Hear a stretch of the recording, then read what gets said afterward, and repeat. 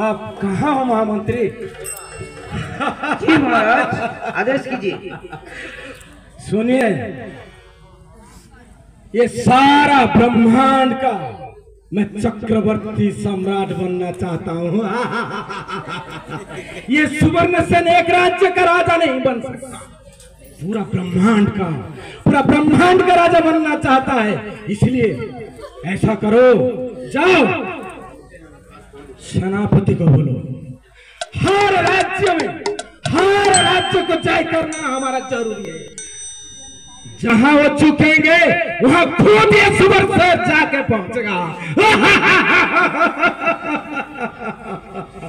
महाराज, आप तो राजा है ही, सारा सम्राट का आप राजा है और सारा सम्राट आपका प्रजा है, इसमें तो कोई शक है ही नहीं। फिर आप इतना चिंतित क्यों है महाराज? हाँ, आज हम एक ड्रामा प्रस्तुत करने जा रहे हैं। जो आज हमने स्वर्ण विहार, ये जो चैतन्य महाप्रभु का जो लीला स्थली हमने देखा है, उसी के ऊपर राजा सुवर्णसेन की जो चैतन्य महाप्रभु के प्रति जो भक्ति थी, वो ड्रामा का ये कंटेंट है और अब हम यह पेश करने जा रहे हैं। हरे कृष्ण।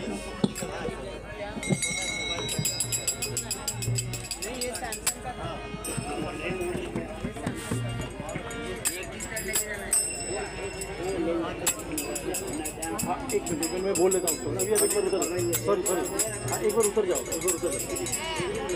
आज वह जलांगी नदी के नाम से जानी जाती है।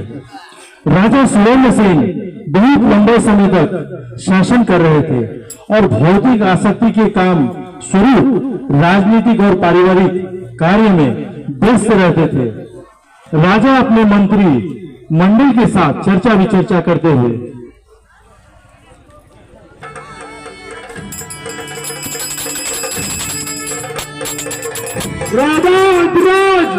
महाराज सुवर्णसेन पधार रहे हैं।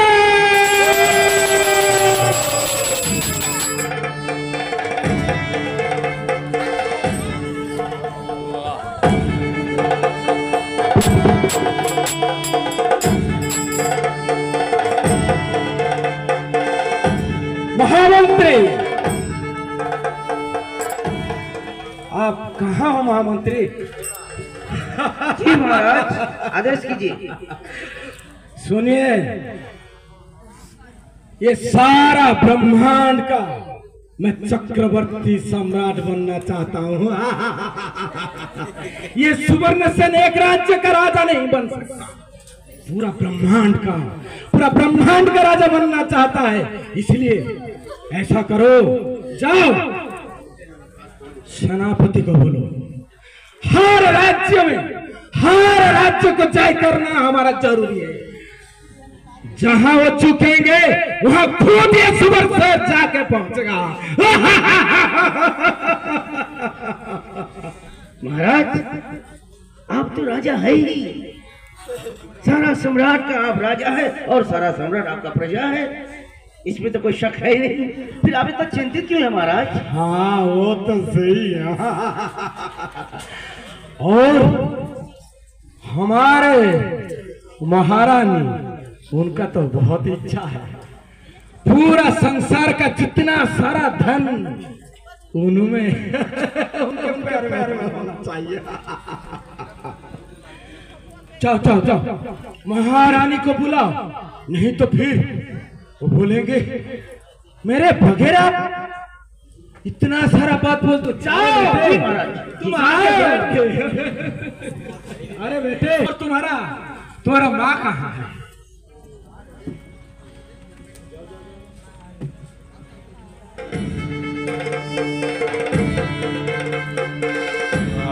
आइए महाराज, बैठिए। महाराज, हमने ये क्या सुन लिया? क्या सुना आपने? आप चक्रवर्ती सम्राट बनने जा रहे हैं। किंतु आप चक्रवर्ती सम्राट जब बनेंगे तब आप हमारे बेटे और हमारे भाई को राज्य दिलवाएंगे। अच्छा, तुम चुप रहो, तुम अपने औकात में रहो। हम महाराजा से बात कर रहे हैं। सुन लिया महाराज आपने? जी, आप जैसा बोलेंगे। महारानी जैसा बोलेंगे वैसा ही करना चाहिए, नहीं तो हमारा औकात क्या है। ठीक है महाराज, आप जैसा बोलेंगे। जाइए, आप चिंता मत कीजिए, आपका भाई और हमारा बेटे हर राज्य के राजा बनेंगे। आपको तो वही करना है। ठीक है महारानी, इतना प्यार जो हम करते हैं और मेरा बेटा साला सब कुछ तो हमारा ही है।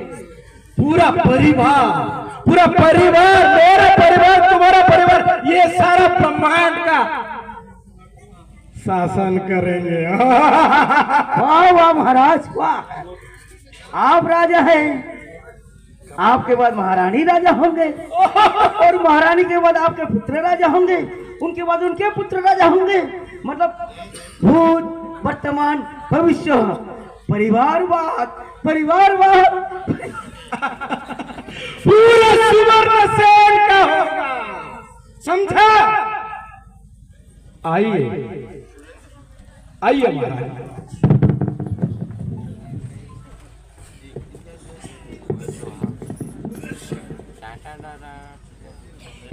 म्यूजिक नहीं है, बच्चा कहाँ है? म्यूजिक नहीं है पुप्पो। नारद मुनि अपनी अहैतुकी कृपावश राजा सुवर्ण सेन के महल में प्रवेश करते हुए और राजा सुवर्ण सेन उनका दंडवत प्रणाम करके उन्हें बहुत अच्छी तरह उनका स्वागत करते हैं। सेनापति के बताओ। और नारद मुनि उसके बाद राजा सुवर्ण सेन को एकांत में ले जाते हैं और उन्हें तत्व उपदेश दिया। अरे ये नारद मुनि आप आ गए, प्रणाम।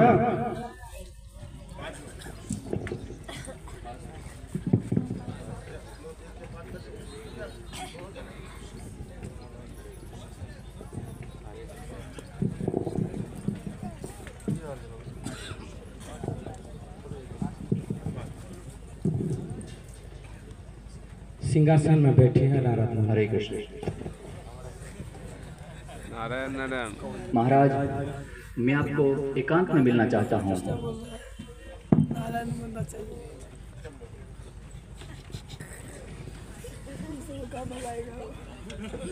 जैसे कि आप इस प्रांत में शासन कर रहे हैं, लेकिन आपको ये ज्ञात होना चाहिए कि आप जिस प्रांत में शासन कर रहे हो और इस प्रांत में शासन करते करते समय आपका समय एक व्यर्थ ही आप गवा रहे हो, क्योंकि ये जो समय आप जो व्यर्थ गवा रहे हो वो आपको किस भी मूल्य में काम नहीं आने वाला है, क्योंकि ये जो समय है वो परिवर्तित हो रहा है।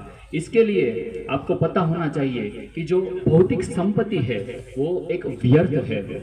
वास्तविक संपत्ति जो है उसके प्रति हमको आकर्षित होना चाहिए और आपको ये भली भांति पहचान लेना चाहिए कि आपके मृत्यु के समय आपके परिवारजन, आपकी पत्नी, आपके बच्चे और आपका ये साम्राज्य है वो साथ में नहीं आने वाला है, और आपका ये जो जड़ शरीर है वो भी आपके परिवारजन गंगा में फेंक देंगे।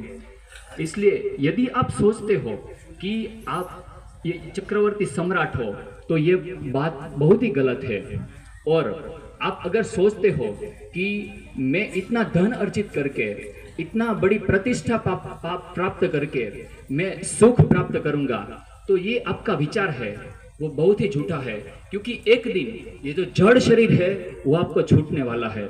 इसलिए हर एक व्यक्ति को यही सोचना चाहिए कि हम शाश्वत आनंद, एक शाश्वत सुख की प्राप्ति कैसे करें, लेकिन वो ये वास्तविक जगत में शाश्वत सुख प्राप्त नहीं हो सकता है। इसीलिए हमको आध्यात्मिक जगत में कैसे पहुंचा जाए, जैसे back to home, back to god head पहुंचे जाने की विधि कौन सी है।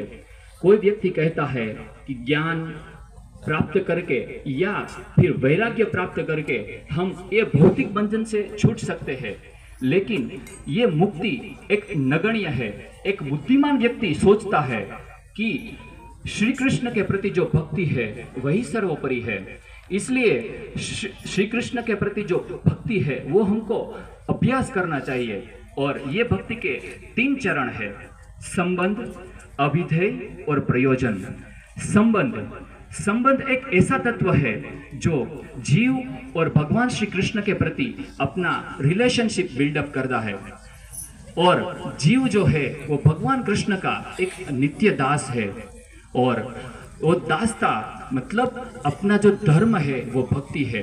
और ये जो भक्ति का वृक्ष है उसका जो फल है वो पर कृष्ण के प्रति प्रेम मतलब परमेश्वर के प्रति प्रेम प्राप्त करना है। लेकिन जैसे कि भगवान कृष्ण एक सच, चित और आनंदमय के विग्रह है, लेकिन जब जीव ये भगवान श्री कृष्ण से बहिर्मुख हो जाता है तब जो माया है उसकी चंगुल में फंस जाता है। और उसी प्रकार वो कर्म के सिद्धांत में वो बहुत फंसता है। और कोई व्यक्ति ऐसा सोचता है कि हम बहुत ज्ञान अर्जित करके हम ये भौतिक बंधन से छूट सकते हैं। और कोई व्यक्ति सोचता है कि हम योग साधना करके हम ये भौतिक संसार है उसमें से हम छूट जा सकते हैं। और कोई व्यक्ति ऐसा सोचता है कि हम बहुत तर्क वितर्क करके हम ये भौतिक बंधन से छूट सकते हैं। लेकिन राजन, ये कदापि संभव नहीं है। अगर आपको भौतिक बंधन से छुटकारा पाना है तो श्री कृष्ण के प्रति आपको भक्ति, आपका विकास करना पड़ेगा। और जब आप साधु के संपर्क में आते हैं तब साधु लोग ये भक्ति का उपदेश देते हैं। और जैसे जैसे आप साधु संग करते हो तो आप भगवान कृष्ण के प्रति आपकी जो रुचि है वो बढ़ती है। और रुचि एक आसक्ति के स्तर पर आती है, फिर आसक्ति से भाव और वो प्रेम की सतह पर वो निर्माण होता है। इसलिए ये रूप गोस्वामी ने बताया है कि 8 प्रकार की जो स्टेप है भक्ति में, और ये स्टेप प्राप्त करके फिर नवदा भक्ति में व्यक्ति अग्रसर होता है। और राजन, आप तो बहुत भाग्यशाली है कि आपका जन्म ये नवद्वीप जगह में हुआ है। और मैं आपको ये बात बताना चाहता हूँ कि जो भगवान स्वयं कृष्ण है वही कलयुग में राधा रानी का भाव और कांति लेकर वह गौरांग महाप्रभु के रूप में प्रकट होंगे। और अगर आप गौरांग महाप्रभु का नाम लोगे तो आपको वृंदावन में एक माधुर्य रस की प्राप्ति होगी। और अगर आप कृष्ण का नाम लोगे तो हो सकता है कि इस समय में बहुत लंबा समय प्राप्त हो, लेकिन जब तक आप गौरांग महाप्रभु का नाम नहीं लोगे तब तक आपको ब्रजवास मिल पाना बहुत कठिन है। इसलिए राजन, आप अपने मन से बहुत गंभीरता पूर्वक सोच लो और अपने गौरांग महाप्रभु के प्रति जो भक्ति है उसको विकास करो। कलयुग में मैं नवद्वीप में जन्म लूंगा और गौरांग महाप्रभु स्वयं भगवान राधा रानी के रूप में आएंगे। यहाँ महाराज गौरांग महाप्रभु स्वयं कृष्ण राधा रानी का भाव तो लेकर आएंगे। महर्षि, मैं ऐसा राजा बनूं, किस रूप में मैं आऊंगा कलयुग में? कलयुग में आप जब चैतन्य महाप्रभु जब भगवान कृष्ण चैतन्य महाप्रभु के रूप में प्रकट हो गए तभी आप भगवान गौरांग के एक अंतरंग पार्षद अर्थात बुद्धिमान खान के रूप में प्रकट हो गए। बुद्धिमान खान? हाँ। अच्छा, तो जवन कुल में मुझे आना होगा। ये संसार व्यर्थ है, पत्नी पुत्र संपत्ति सब कुछ व्यर्थ है, ये तो मैं कभी नहीं सोचा था। ठीक है महर्षि, आप जैसा बोलते हैं वैसा ही होगा। प्रणाम स्वीकार कीजिए।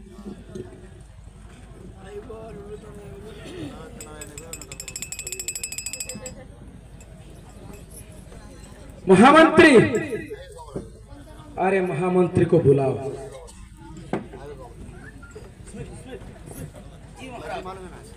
जी महाराज।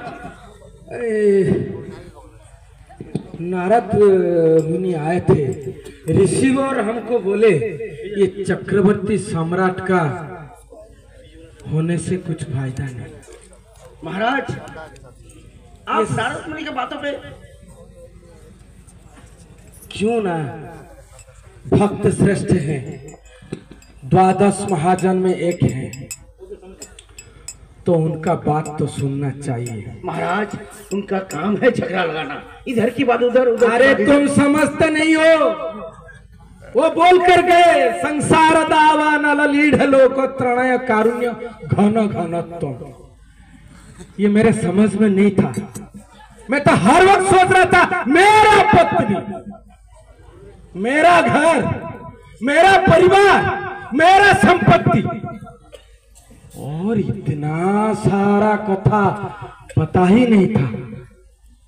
इसलिए साधु संग करना चाहिए। और साधु जो होते हैं कितना दयालु कृपालु होते हैं, घर घर जाकर वैष्णव प्रचार करते रहते हैं। सुनना जरूरी है। अगर वैष्णव को नहीं सुनोगे तो ये 84 लाख योनियों में घूरना पड़ेगा। उन्होंने बताया क्या मालूम है? क्या बताया महाराज? शिव जी ने कहा है पार्वती जी को 84 लाख योनि। जी समझे? जी महाराज। हाँ हाँ हाँ हाँ हाँ। कितना सुंदर कथा। जनता नवलक्ष्याणि स्थावराभिंशोलक्ष्यति कूर्मय रुद्र संख्याकार पक्षिणां 10 लक्षकं 300 लक्षति पशव 4 लक्षाणि मानव। 4 लाख प्रकार के मनुष्य होते हैं। 4 लाख। अरे इसमें थोड़ा ज्ञान लो महामंत्री, मुझे समझ में नहीं आ रहा था, इसीलिए हर वक्त रानी का कथा सुनता था। अभी तो मैं सोच रहा हूँ ये घर द्वार सब छोड़ के चला जाऊंगा। और उन्होंने कहा है कलयुग में ये सुवर्ण सेन राजा, ये सुवर्ण सेन राजा एक नीच कुल में पैदा हो। नीच कुल में? अरे सुना, नीच कुल मतलब क्या है ये समझना चाहिए। बताइए ना महाराज। जबन, वो भी तो मनुष्य है, और जबन होकर मैं उनका सेवा करूंगा। किनका महाराज? किनका सेवा करेंगे? महाप्रभु स्वयं चैतन्य महाप्रभु गौरांग गौरांग गौरांग गौरांग बनकर आएंगे और गौरांग महाप्रभु का सेवा करेंगे। नमो महाबदान्याय कृष्ण प्रेम प्रदाय थे कृष्णा कृष्ण चैतन्य नाम ने गौरव कृष्ण। जाओ जाओ जाओ, तुम्हारा समझ में नहीं। परंतु महाराज आप राज्य छोड़ के जाइए, इस राज का होगा क्या? अरे महारानी को बुलाओ, मैं उसको समझाता हूँ। जाओ जाओ महारानी और मेरे बेटे को बुलाओ। हमारा क्या होगा? अरे तुम्हारा क्या हम कहीं दूसरी जगह जॉब ढूंढेंगे? नहीं, हम जहाँ जहाँ जाएंगे आप लोग मेरे साथ पीछे पीछे वैष्णव बनकर जाना। जी महाराज। महारानी आगे है महाराज। ये तुम जाओ। जी महाराज। महाराज आप क्यों दुखी हो? महारानी, मैं सोच रहा हूं ये घर संसार छोड़कर अभी भक्ति करने में इच्छा हो रहा है। जब से नारद मुनि आए हैं तो आप महारानी बनकर चक्रवर्ती सम्राट बना। आप इसकी चिंता मत करो, हम महारानी हैं। आप आपका कर्तव्य करो और हम हमारा राज्य संभालेंगे। इतने समझ वाले पत्नी अगर होता तो मैं क्यों छोड़ के जाता। पहले तो समझती नहीं थी, अभी समझ गया, लेकिन अभी समय मेरे पास नहीं है, मुझे जाना पड़ेगा। कलयुग में सुवर्ण सेन बनेगा, एक जबन कुल में आएगा। हरे कृष्णा हरे कृष्णा हरे हरे हरे राम हरे राम राम राम हरे हरे। और इसी प्रकार सुवर्ण सेन भगवान गौरांग की भक्ति करते हैं और चैतन्य महाप्रभु अपने पंचतत्व अर्थात पार्षदों के साथ नृत्य करते हुए उनके स्वप्न में प्रकट होते हैं।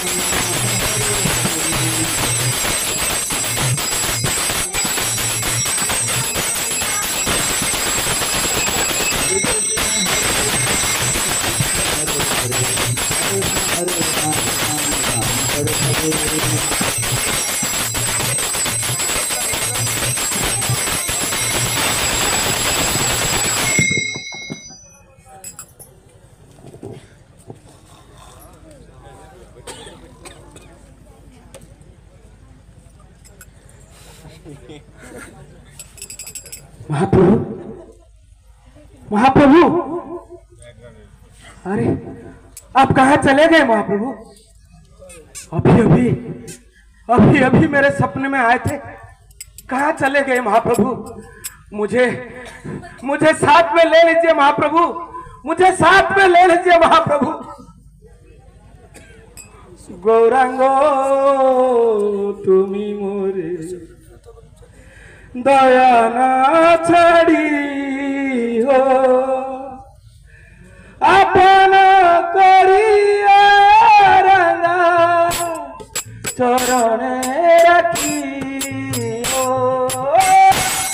अपन करिया रंगा चरणे रखी हो। गौरांगो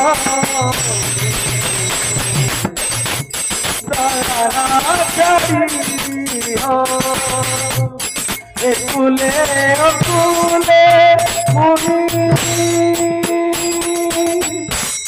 दिल दिलानो कुले कुले दिल दिलानो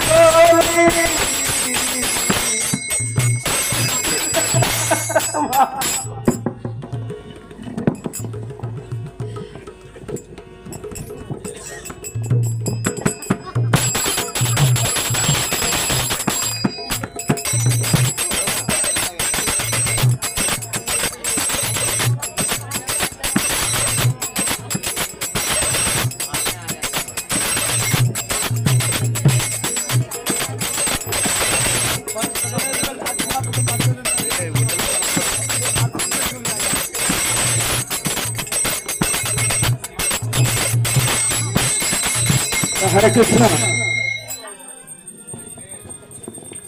हम महाप्रभु के छोटे बच्चे का लीला करने वाले थे, लेकिन ये प्रभु का एक सपना था कि आज सुबह जो प्रवचन सुने वहाँ सुवर्ण सेन राजा के घर में तो करना चाहिए, तो वैष्णव है इसलिए हम मना नहीं कर पाए। उनका बात मानकर हमने आ गए और इनका डायरेक्शन था। गलती तो होता ही है, बार बार यही बात बोलते हैं, क्योंकि हम वैष्णव नहीं हैं, भक्त नहीं हैं। आप लोगों की कृपा की जरूरत है, इसलिए भूल हो गया होगा। सबके पैर में हम पढ़ के क्षमा मांगते हैं। वांछा कल्पतरुभ्यश्च कृपा सिंधुभ्यैव च पतितानां पावनेभ्यो वैष्णवेभ्यो नमः। तो ये हमारा डायरेक्टर साहब है, वो सब बताएंगे कौन कहाँ से आया है। आप जानते हैं आपका अनुदास कितना अनुदास पता नहीं, जीता मित्र दास। हरे कृष्णा, मैं Smit Lukhi, I am from Surat, Gujarat. and I have represented myself as a Narad Muni.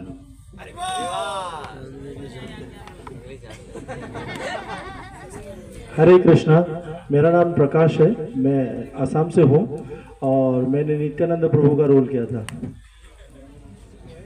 Hare Krishna, मेरा नाम आर्यन है और मैं आसाम से हूँ, मैंने श्रीवास का रोल किया था। हरे कृष्णा, मेरा नाम गुरुदयाल है, मैं दिल्ली इस्कॉन से हूँ। हरे कृष्णा, मेरा नाम विद्यानाथ है, मैं पश्चिम बंगाल से हूँ और मैंने राजकुमार का रोल किया है। हरे कृष्णा, मेरा नाम रति केली है, मैं थाईलैंड से हूँ, मैंने महारानी का रोल किया है।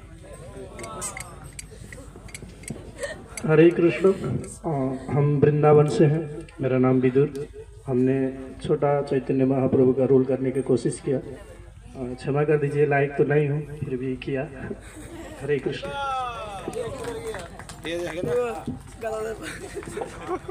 महामंत्री महामंत्री महामंत्री। हरे कृष्णा, मेरा नाम तरुण मनोहर दास है, मैं मुंबई राधागिरी टेम्पल से हूँ। हरे कृष्णा, दरबान बनाता मैं। और मेरा मंत्री का इंट्रोडक्शन का जरूरत नहीं है, उनको आप फिल्म में देखते हैं, वो चले गए अभी। हरे कृष्ण।